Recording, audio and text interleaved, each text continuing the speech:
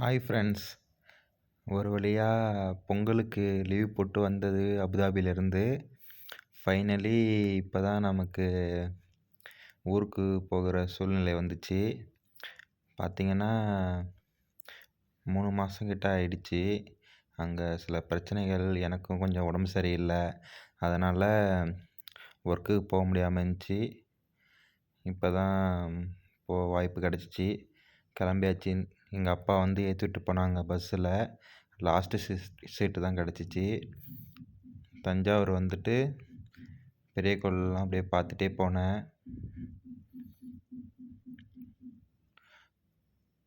1.5 மணி நேரம் ஆயிடுச்சுங்க இந்த பஸ்ஸில் வரத்துக்கே. தலையே சுற்றிருச்சு ரொம்ப நாளுக்கு அப்புறம் பஸ்ஸில் போய். அப்புறம் தஞ்சாவூர் வந்துட்டு இன்னொரு பஸ்ஸு மாறினேன் திருச்சிக்கு. திருச்சியில் வந்து டோல்கோட்டில் இறங்கி அங்கேருந்து ஒரு ஆட்டோ பிடிச்சி 250 ரூபா ஆச்சு. அங்கேருந்து நேராக ஏர்போர்ட்டுக்கு வந்துட்டேங்க. ஏர்போர்ட்டில் வந்து பார்த்தா ஒரு ஆளை கூட காணுங்க. சுற்றி முற்றி பார்த்தா யாருமே இல்லை. ஒரே ஒரு அண்ணன் மட்டும் தான் இருந்தார். அப்புறம் நான் இருந்தேன். அப்படியே நேராக போனேன். அப்புறம் பார்த்தா எல்லாமே கீழே கொஞ்சம் பேர் உட்காந்துருந்தாங்க. சும்மா பளபளன்னு க்ளீனாக வச்சுருந்தாங்க. அதை வேடிக்கை பார்த்துக்கிட்டே போனேன். ஒவ்வொரு டைமும் ஊருக்கு போகும்போது கொஞ்சம் கவலையாக தான் இருக்கும். ஆனால் திரும்பி வரும்போது ரொம்ப ரொம்ப ஜாலியாக இருக்கும். இந்த டைம் அதிக நாள் லீவ் போட்டேன். அதனால் போக மனசே இல்லை. அது இல்லாமல் பிரச்சனை வேறு நிறையா நடந்துக்கிட்டு இருக்குன்னு சொன்னாங்க. அதனால் என்ன பண்ணுறதுன்னு யோசனையாகவே போயிட்டுருந்துச்சி.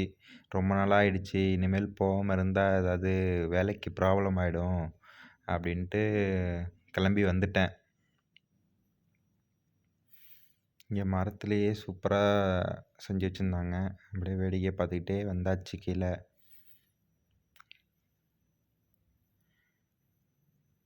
நமக்கு கிரவுண்ட் ஃப்ளோரில் போயிட்டு வெயிட் பண்ண சொன்னாங்க. அதனால் வந்தோம். அப்படியே வேடிக்கை பார்த்துட்டே வந்தேன்.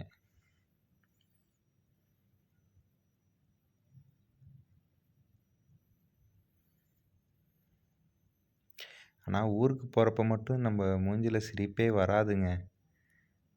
அப்புறம் கீழே போய் உட்காந்தாச்சு. 6 மணி போல் 5:30க்கு பஸ் ஏறினேன். நைட்டு சாப்பாடு சாப்பிடல.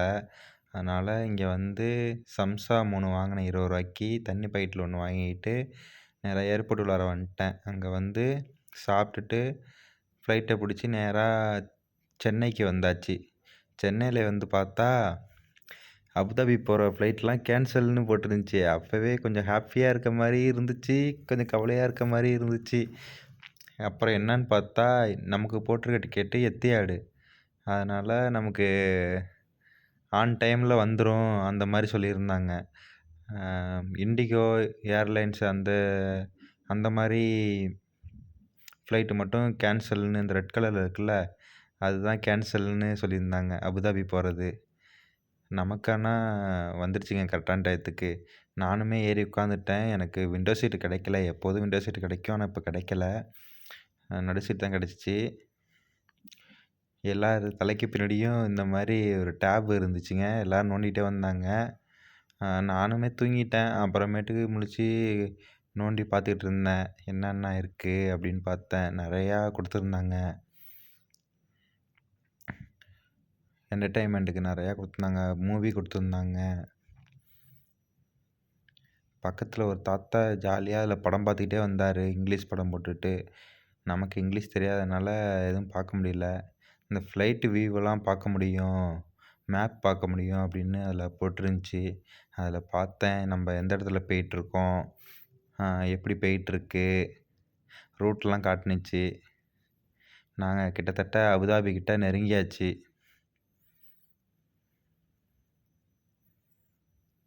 அந்தோல இருக்குல்லங்க, அங்கே தாங்க நாங்கள் வேலை பார்க்குறோம். அந்த ஹார்மோஸ் ஜலசந்தி இருக்குல்ல, அதுலேருந்து அந்த சென்டரில் தான் நாங்கள் வேலை பார்க்குற இடம். அந்த கை வைக்கிறேன்னு அதுக்கு கொஞ்சம் முன்னாடிங்க. அந்த இடத்துல தான் வேலை பார்த்துட்ருக்கேன். அதான் பார்த்துக்கிட்டு இருந்தேன்.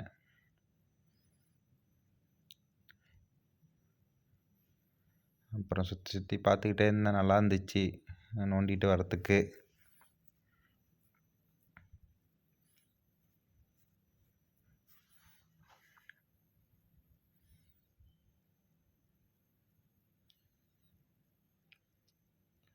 சூப்பரா இருந்துச்சு. அந்த இத சுத்தி சுத்தி பார்க்கறதுக்கே நல்லா இருந்துச்சு.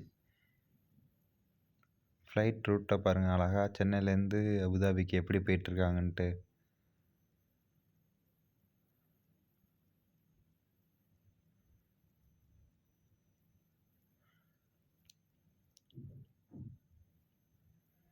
நான் இந்த மாரி ஃப்ளைட்டில ஃபர்ஸ்ட் டைம் இதில போறேன் எத்திஹாட்ல. போன டைம் எத்திஹாட்ல தான் வந்தேன். ஆனா டேப்லாம் எதுவும் ஒர்க் ஆவல. இந்த டைம் எல்லாமே ஒர்க் ஆனுச்சு. இதாங்க நம்ம ஃப்ளைட்டு சேட்டலைட் வியூன்னு சொல்லிட்டு போட்டிருந்துச்சு. அத சுத்தி சுத்தி பார்த்துட்டு இருந்தேன் எப்படி இருக்குன்ட்டு. நல்லா இருந்துச்சு.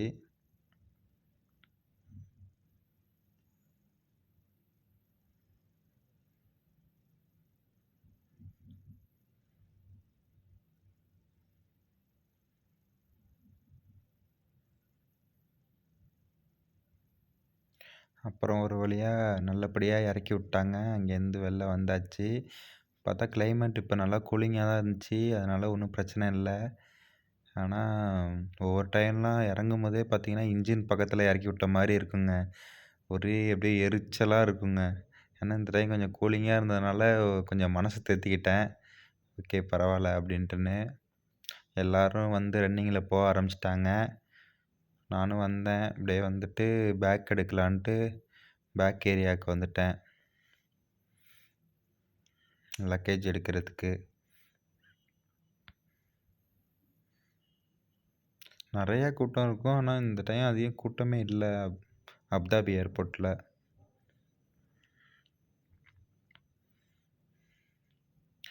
பேக் எடுக்கிற ஏரியால வந்துட்டேன். கரெக்ட்டா நான் வரவும், என் பேக்கு கரெக்ட்டா அந்த இதில வந்துட்டு இருந்துச்சு. கரெக்ட்டா பார்த்துட்டேன். போய் உடனே எடுத்துட்டு, அ காருக்கு ஃபோன் அடிச்சேன். அவங்களும் கரெக்ட்டா வந்துட்டாங்க.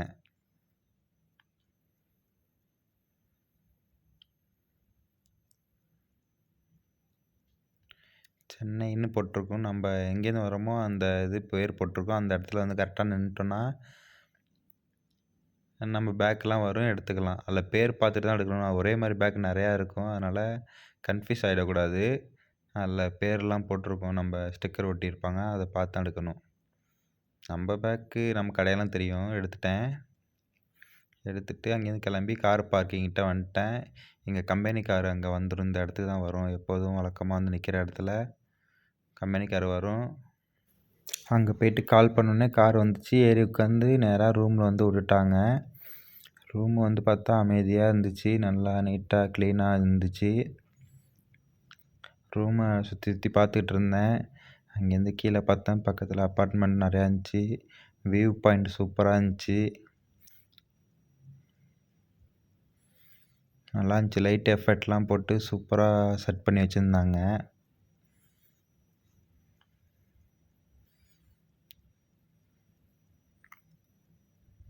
கண்ணாடி முன்னாடி நின்னு போஸ்லாம் குடுத்துட்டு இருந்தேன் சும்மா. அப்புறம் இந்த சைடு தொறந்து பார்த்தேன். வியூ சூப்பரா தெரிஞ்சுச்சு. என் கேமரா கொஞ்சம் சரியில்ல. அதனால கொஞ்சம் இப்படி தான் இருக்கும். யூடியூப்ல சம்பாரிச்சு தான் ஒரு புது ஃபோன் வாங்கணும். பார்ப்போம். அப்புறம் பாத்ரூம் எல்லாமே நீட்டா கிளீனா இருந்துச்சு. சூப்பரா இருந்துச்சு பார்க்கறதுக்கே. இது வந்து நமக்கு டீ குடிக்கிறதுக்கு காப்பி தூள் எல்லாமே ரெடியா வச்சிருப்பாங்க. ரெடிமேடா நம்மளே போட்டுக்கலாம். இது வந்துலாம் லாக்கரு 2, 3 லாக்கர் இந்த மாரி இருந்துச்சு.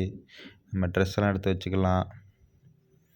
என் ஃபோன்ல ஸ்டோரேஜ் வேற தீந்து தீந்து போயிடுது. அதனால வீடியோ எடுத்து டெலீட் பண்ணி அப்படியே ஆட் பண்ணிட்டுருக்கேன். இதுதான் நம்ம பாத்ரூமு. சூப்பரா இருந்துச்சுங்க இந்த இது கை கழுவுற இடம். அழகா ஒரே கல்லுல அழகா சூப்பரா இருந்துச்சு.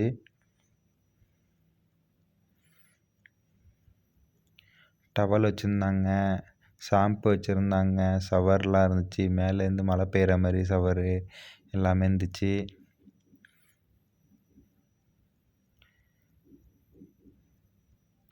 அப்புறம் வந்து கொஞ்ச நேரம் ரெஸ்ட் எடுத்துட்டு, போய் சாப்பிட்டு வந்தேன். காலை சாப்பாடு சாப்பிட்டு தூங்கிட்டு, காலை சாப்பாடு சாப்பிட வெளில போனேன். நல்லா காத்தடிச்சுச்சு. கிளைமேட் ஜில்லுன்னு இருந்துச்சுங்க.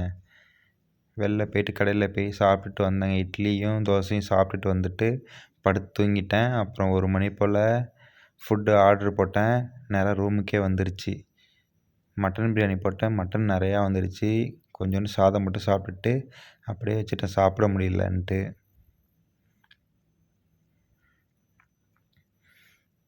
சாப்பிட்டுட்டு படுத்தாச்சு. அவ்வளோதான் வேலை முடிஞ்சிருச்சு. இனிமேல் நைட்டு தான் வெளில போகணும். வெளில போய் சாப்பிட்டுட்டு சும்மா ஏதாவது பர்ச்சேஸ் பண்ணுறதா பர்ச்சேஸ் பண்ணிட்டு வரணும். பாய்.